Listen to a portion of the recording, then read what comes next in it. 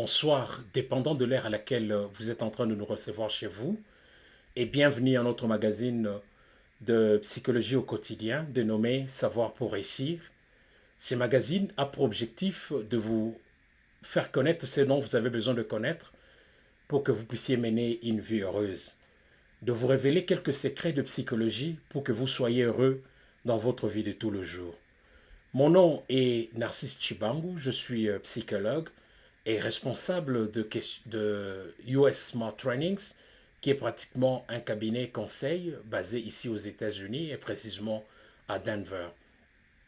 Aujourd'hui, nous savons que l'un des plus grands défis auxquels beaucoup de gens sont confrontés est d'identifier exactement ce qu'ils veulent faire de leur vie, ce qu'ils veulent faire dans leur vie, ou de découvrir l'objet de leur mission sur la terre des hommes. Trouver sa passion est donc possible. Et si et seulement si l'on décide de creuser profondément en nous-mêmes. C'est pourquoi aujourd'hui, j'ai résolu de vous entretenir sur comment est-ce que vous pouvez identifier et développer vos passions pour mener une vie heureuse, une vie de succès. Ainsi donc, si c'est votre première fois de nous recevoir chez vous, n'hésitez pas à pouvoir vous abonner nombreux, d'aimer et de partager nos vidéos. Surtout, n'oubliez pas de cliquer sur la clochette de notification pour que vous ne puissiez pas manquer aucune de nos vidéos. Dans le langage courant, on entend souvent les gens dire « l'appétit vient en mangeant ». C'est en forgeant qu'on devient forgeron. Ceci veut tout simplement dire qu'on peut développer un appétit pour quelque chose en la pratiquant ou en enrichissant ses compétences dans le domaine. Trouver sa passion, en tant que psychologue, je vous dirais que c'est trouver une activité qui suscite en vous de l'enthousiasme, qui suscite en vous du plaisir, qui vous donne de l'énergie illimitée et vous pousse à développer vos compétences et à les utiliser dans l'atteinte des objectifs de votre vie. Généralement, si vous aimez ce que vous faites, si vous aimez ce que vous êtes en train de faire dans la vie, vous serez plus heureux. Et vous serez plus motivé de le faire. Le succès et l'argent suivront après. Mais comment y arriver? Comment trouver une activité qu'on aime? Comment trouver une activité qui vous motive? Comment trouver sa passion? Comment identifier sa passion? C'est cela l'objet de notre émission d'aujourd'hui.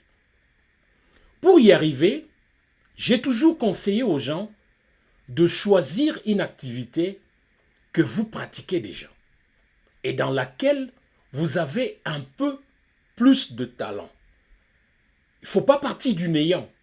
Il faut partir de quelque chose que vous connaissez. Il faut partir de quelque chose que vous pratiquez. Et ici, vous n'avez pas besoin d'être un expert dans le domaine, mais simplement de vous sentir à l'aise lorsque vous pratiquez cela. Car avoir déjà un certain talent au départ peut vous motiver et vous aider à persévérer dans l'activité. Généralement, lorsque quelque chose vous passionne, lorsque quelque chose vous motive, vous serez très inspiré. L'inspiration ne manquera jamais. Vous aurez plein d'idées et plein de projets en tête. Lorsque vous êtes seul en train de réfléchir sur quelque chose, de quoi pensez-vous? Quel est le domaine dans lequel vous êtes le plus inspiré? Quel est le domaine dans lequel vous avez le plus d'idées qui coulent comme de l'eau d'une source? Donc, il faut identifier les domaines inépuisables sur lesquels vous êtes heureux de passer du temps. En réalité, vous serez toujours prédisposé et disposé même à rechercher de nouvelles façons de faire valoir vos idées et de vous améliorer si réellement vous avez trouvé l'objet de votre passion. Mais il faut noter ici que pour certaines personnes, pour une catégorie de personnes, la découverte de leur passion se fait naturellement. C'est fait facilement. Mais tandis que pour d'autres, il faut une aide. Il faut se poser des bonnes questions. Je dis des bonnes questions pour déterminer exactement ce que vous êtes né pour faire.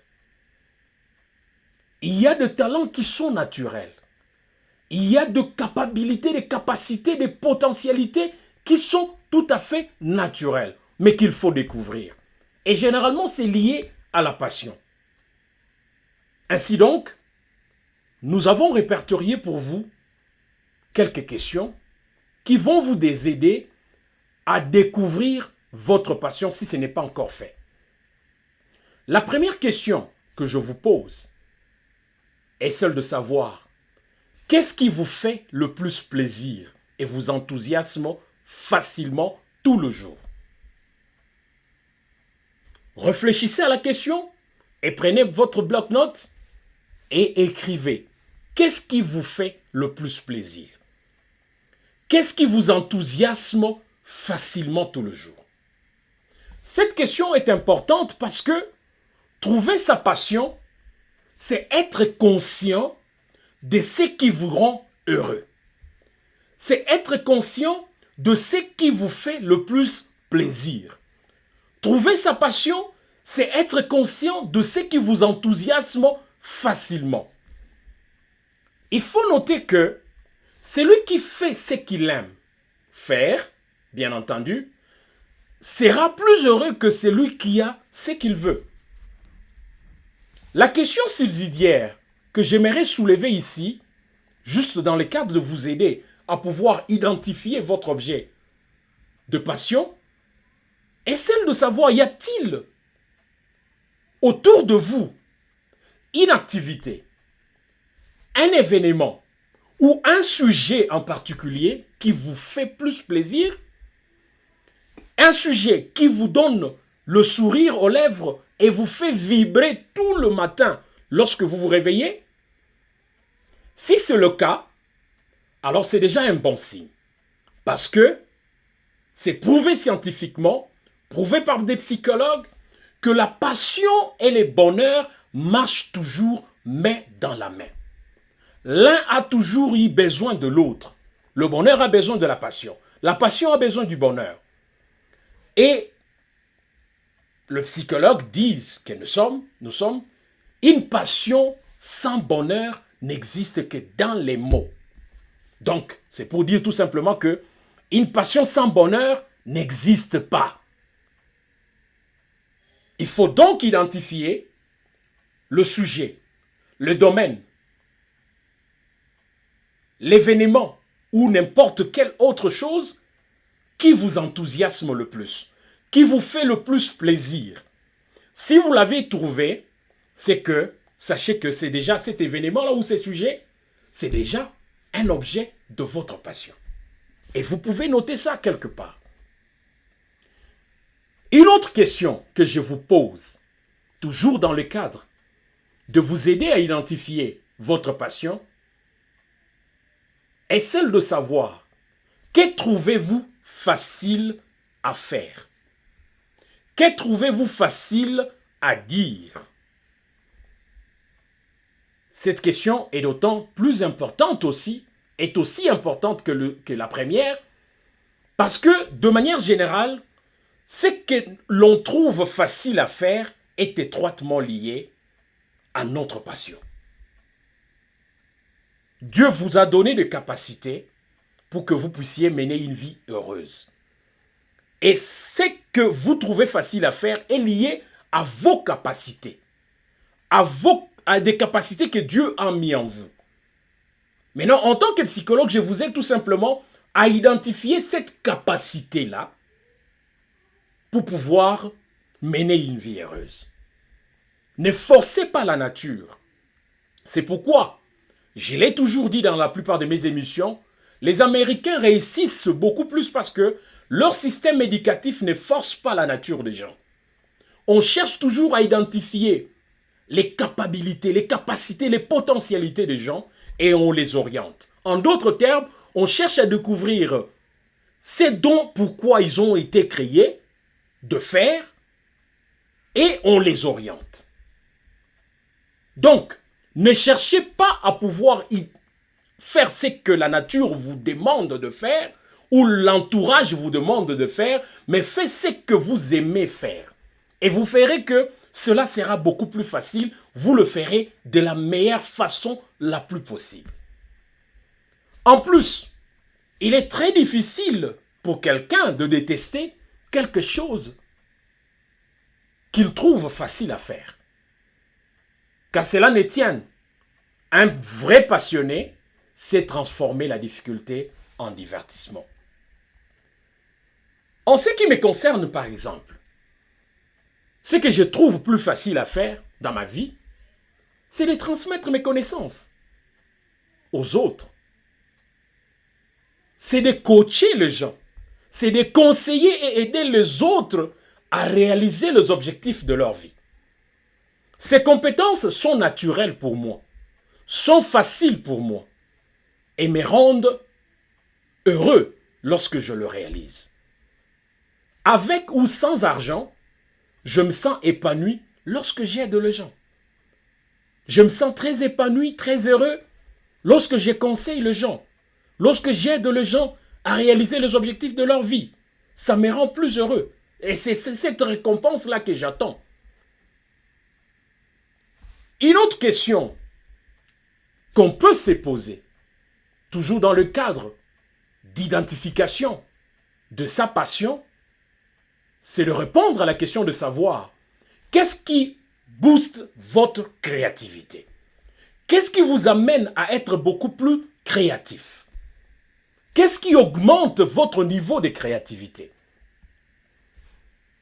En d'autres termes, dans quel secteur ou domaine de votre vie êtes-vous les plus créatifs et productifs? Répondez à cette question-là, vous verrez que cela va vous amener déjà vers l'objet de votre passion. Pourquoi? Parce que la créativité et la productivité sont étroitement liées à la passion. Lorsque vous êtes créatif dans un domaine quelconque, vous êtes productif dans un domaine quelconque, sachez que c'est un domaine dans lequel vous avez votre passion. Tony Robbins a dit ceci: la passion est la genèse du génie. Sachez-le que, peu importe ce qu'en dira votre entourage, surtout, ne prêtez pas attention significative à des personnes toxiques qui vont sûrement vous démotiver. Dès que vous avez identifié votre objet de passion, lancez-vous. Mais attention, il y a deux types de passions. Il y a des passions harmonieuses, que j'appelle des passions nobles, et des passions obsessives, que j'appelle des passions toxiques. Il faut faire très attention.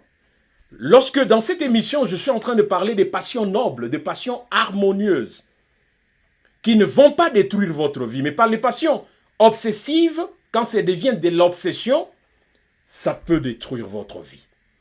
Je reviendrai sur une autre émission, juste pour vous parler un tout petit peu de ces deux types de passions et des conséquences que cela peut apporter dans votre vie de tous les jours.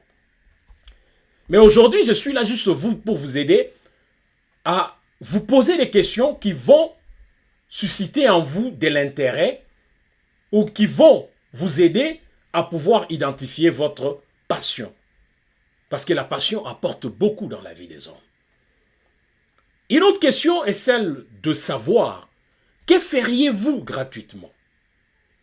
Je sais que cette question est très difficile à répondre parce que de nos jours, rien ne s'est fait pour rien. Tout se vend et tout se paye. On dit même que la gratuité est un frein pour le développement. Les gens n'aiment plus la gratuité. C'est comme ça que ça fonctionne. Actuellement, notre monde, le monde dans lequel nous vivons. La plupart des gens préfèrent d'abord chercher l'argent et le bonheur ensuite. Mais ici, je vous amène tout simplement à penser à quelque chose que vous feriez gratuitement avec pour seule récompense le plaisir de le faire. Retenez que celui qui fait ce qu'il aime faire est plus heureux que celui qui a ce qu'il veut. Et c'est prouvé aujourd'hui parce que on trouvera même les gens qui préfèrent carrément abandonner ou quitter ce qu'ils veulent pour ce qu'ils veulent et ce qu'ils aiment. Posez-vous la question pourquoi? Combien ont ce qu'ils veulent, mais ne finissent pas, mais finissent plutôt par le quitter pour ce qu'ils aiment. Parce que ce qu'on aime amène au bonheur par rapport à ce qu'on veut. On peut vouloir quelque chose, mais sans que cela soit lié à votre bonheur. Donc, pensez plutôt à quelque chose que vous pourriez faire gratuitement avec comme seule récompense le plaisir de le faire. Une autre question qui vous amène toujours à pouvoir identifier votre passion, de quoi aimez-vous le plus parler?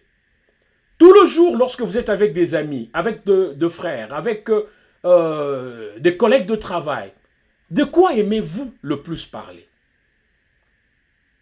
Cette question est importante parce que nos sujets de conversation en disent beaucoup sur ce qui nous intéresse vraiment.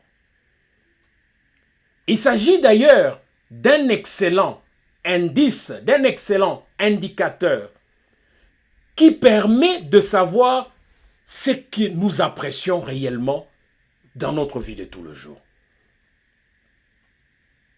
La plupart du temps, nous ne sommes même pas totalement conscients de cela.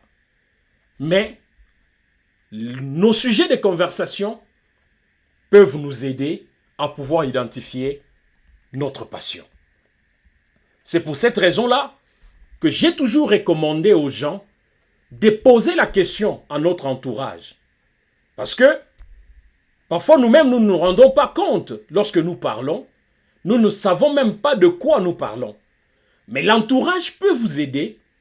Vos amis, votre famille, vos collègues de travail peuvent vous aider à pouvoir identifier ce que vous aimez le plus parler.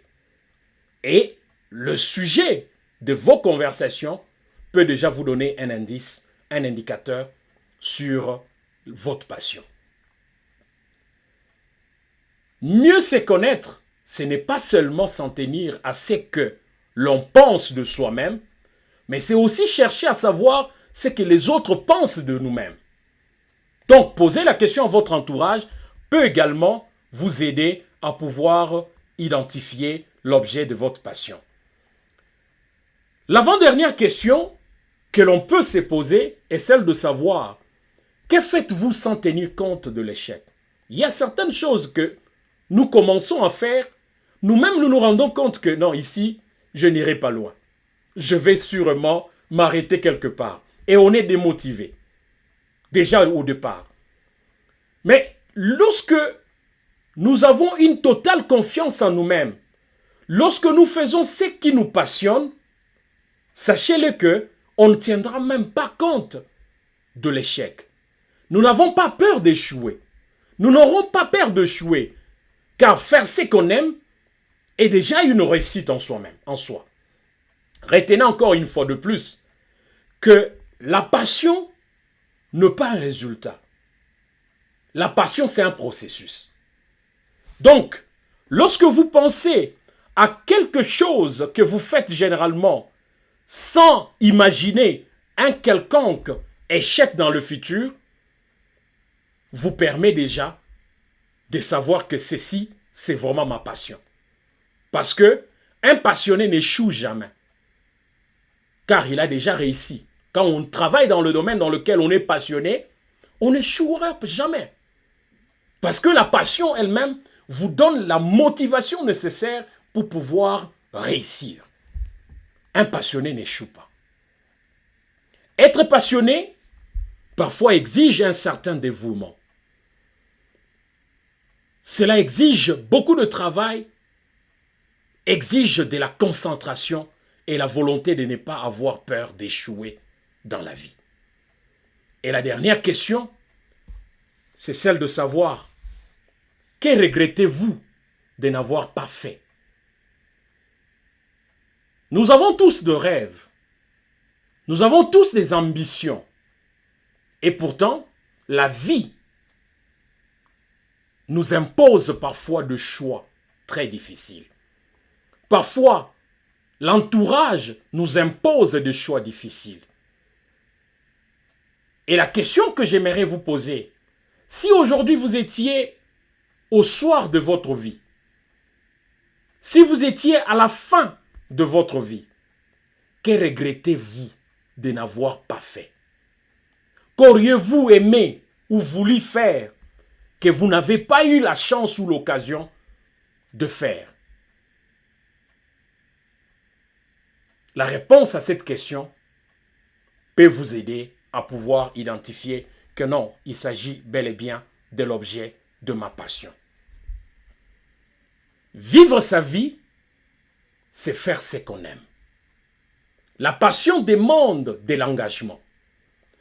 Vous n'avez pas seulement besoin d'aimer ce que vous espérez faire, mais vous devez aussi avoir la volonté de le faire et de continuer à le faire.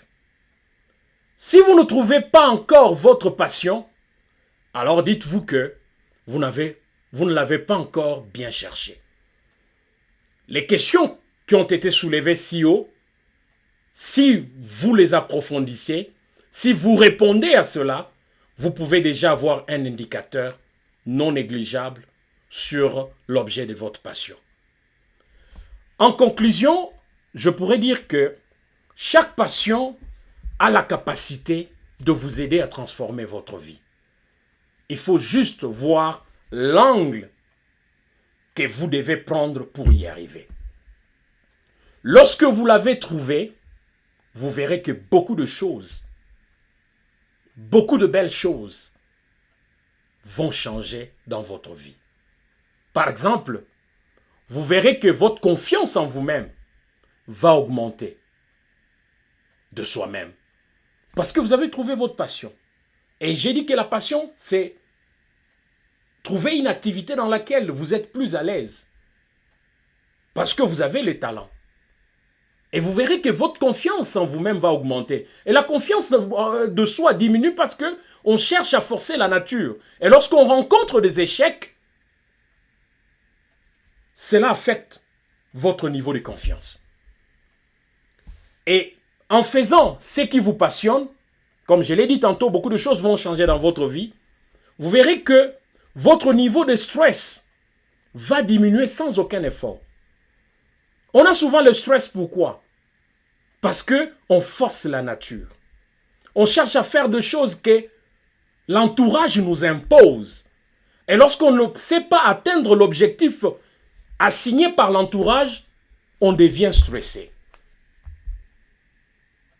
Un autre avantage, lorsque vous avez trouvé votre passion, vous aurez le sentiment élevé d'épanouissement au travail. Vous aurez un bon équilibre entre, une bonne balance bien entendu, entre votre vie de famille et celle de travail.